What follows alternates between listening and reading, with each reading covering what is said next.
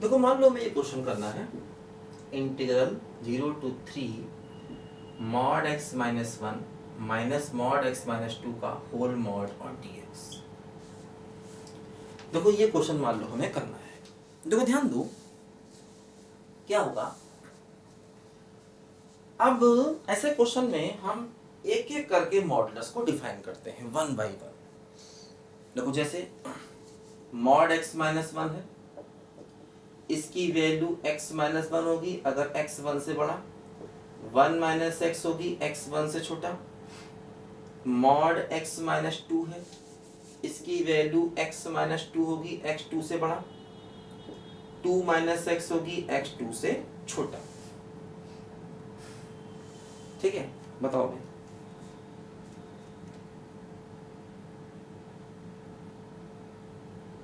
देखो ध्यान दो, अब यहाँ पर क्या हो रहा है कि देखो जैसे यहाँ पर क्या हुआ, 0 से पहले 1 जाएंगे, तो mod of x minus 1 minus mod of x minus 2 है ना, क्योंकि देखो ये वैल्यू 1 पर चेंज करेगा, ये 2 पर, और हमें जाना है 0 से 3 तक। ये वैल्यू 1 पर चेंज करेगा, ये 2 पर, और हमें जाना है देखो 0 से लेकर के 3 तक। देखो ध्यान, 0 से 1 गए, अब 1 से 2 जाएंगे। ठीक है, और उसके बाद देखो हम जाएंगे 2 से 3 तक, ऐसे है ना। हालांकि इसका करने का एक और तरीका भी है कि इन दोनों को कंपेयर कर लो ग्राफ बना करके, उससे भी कर सकते हैं। लेकिन देखो पहले मैं आपको सिंपल तरीका बता रहा हूं। 0 से 1 जाएंगे, 1 से 2, 2 से, देखो ध्यान दो क्या होगा।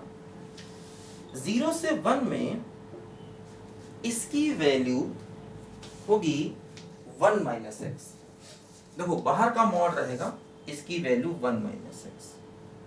अब देखो 0 से 1 में इसकी वैल्यू 2 माइनस एक्स ही रहेगी।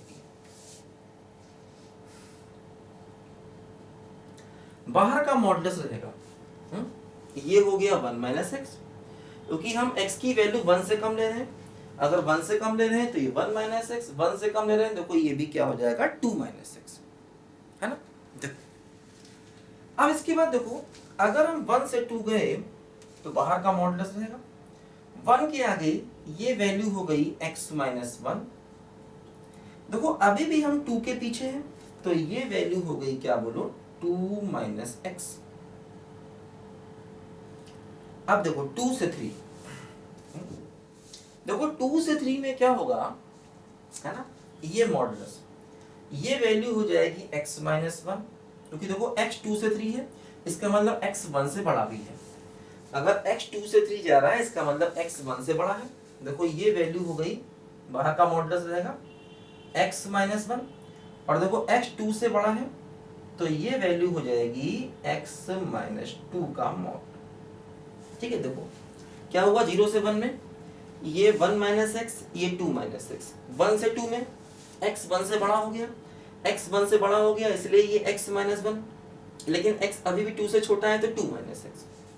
2 से 3 में x 2 से बड़ा हो गया तो ये x माइनस 1, x 2 से बड़ा हो गया तो ये भी x माइनस 2।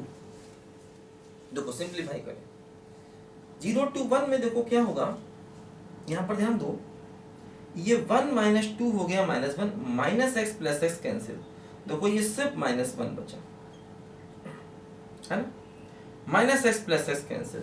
अब देखो क्या हुआ 1 से 2 में ये x प्लस एक्स तो 2x, है ना, माइनस 1 माइनस 2 तो माइनस का 3 और पूरे का मॉड,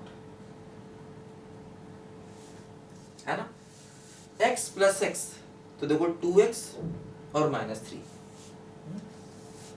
इसके बाद देखो ये 2 से 3 क्या हुआ, देखो यहां पर x minus x cancel, minus 1 plus 2 तो हो गया मॉड ऑफ 1।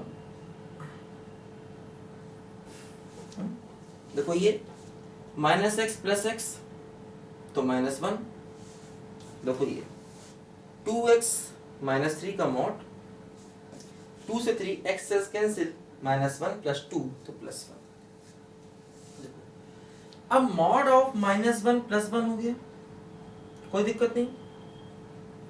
अब देखो यहाँ पर हमें 1 से 2 जाना है, अब इसको अलग से निकालना पड़ेगा। देखो करते हैं, इसको अलग से कर लेते हैं, है ना, i। और देखो ये क्या है, मॉड ऑफ 1 हो गया 1, ठीक है। इसको अलग से करना होगा i। देखो i क्या है, मॉड ऑफ 2x - 3। देखो यहाँ पर करते हैं इसको, है ना, अलग से। देखो ये हमारा i है, integral 1 to 2 mod of 2x - 3 dx। देखो ये जो मॉड ऑफ 2x - 3 है ना, बोलो इसकी वैल्यू भी निकालनी होगी। देखो मॉड ऑफ 2x - 3, इसकी वैल्यू हो जाएगी 2x - 3। अगर 2x - 3 पॉजिटिव, बिल्कुल वही मॉड x = x अगर एक पॉजिटिव, और मॉड x = -x अगर x निगेटिव, ठीक है। तो क्या होगा, ये हो जाएगा क्या, 2x - 3 x > 3/2, और देखो ये हो जाएगा 3 - 2x x < 3/2, है ना। तो मॉड ऑफ 2x - 3, देखो मॉड x = x अगर x positive, mod x = -x अगर x निगेटिव। तो ये 2x - 3 x > 3/2, और ये देखो 3 - 2x x < 3/2। तो देखो अब यहाँ पर हमें 1 से 2 जाना है, तो देखो ये वैल्यू चेंज कर रहा है 3/2 पर, इसका मतलब हम एक बार जाएंगे 1 से 3/2 तक। 1 से 3/2 तक जाने का मतलब देखो वैल्यू क्या हो जाएगी, 3 - 2x, और उसके बाद 3/2 से 2 जाएंगे, है ना। देखो 1 से 2 तक जाना है, तो 1 से 3/2 जाएंगे, 1 से 3/2 में वैल्यू हो जाएगी 3 - 2x, और 3/2 से 2 तक जब जाएंगे देखो वैल्यू हो जाएगी 2x - 3 और dx, है ना। ऐसा देखो हमें यहाँ पर दो अलग अलग पार्ट में देखो ब्रेक हो गया, है ना। 1 से 3/2 मतलब ये वैल्यू, और 3/2 से 2 मतलब ये वैल्यू, ध्यान। अब इसको इंटीग्रेट करेंगे तो i मिलेगा, i की वैल्यू यहाँ रखेंगे, ये 1 का इंटीग्रेशन x पहले अपर लिमिट लोअर लिमिट, यहाँ भी देखो 1 का इंटीग्रेशन x पहले अपर लिमिट, है ना, सबकी वैल्यू आ जाएगी। हम इसको डायरेक्ट भी कर सकते थे, है ना। देखो जैसे ये है ना, ऐसा समझो कि मॉड ऑफ a - b, ये a ये b, है ना, तो इसकी वैल्यू a - b भी हो सकती है और b - a भी हो सकती है। तो देखना पड़ेगा कि भाई इन दोनों फंक्शन को बना करके कंपेयर करना पड़ेगा, दोनों का ग्राफ बना लो, और ग्राफ बनाने के बाद दोनों को कंपेयर करो, तो समझ में आ जाएगा कौन किससे बड़ा, है ना। तो देखो ये मैं तुमको मॉडुलस के क्वेश्चन करा रहा हूँ, अभी देखो मॉडुलस के कर रहे हैं, फिर ग्रेटेस्ट इंटीजर के, फ्रैक्शनल पार्ट के ना, फिर साइन इनवर्स, कॉस इनवर्स, मतलब यहाँ पर जो डेफिनेट इंटीग्रेशन में क्वेश्चन है वो अनलिमिटेड है, डेफिनेट नहीं, पूरी कैलकुलस में ही क्वेश्चन अनलिमिटेड है, क्योंकि यहाँ पर लाखों लाखों क्वेश्चन बन सकते हैं, बल्कि करोड़ों बन सकते हैं।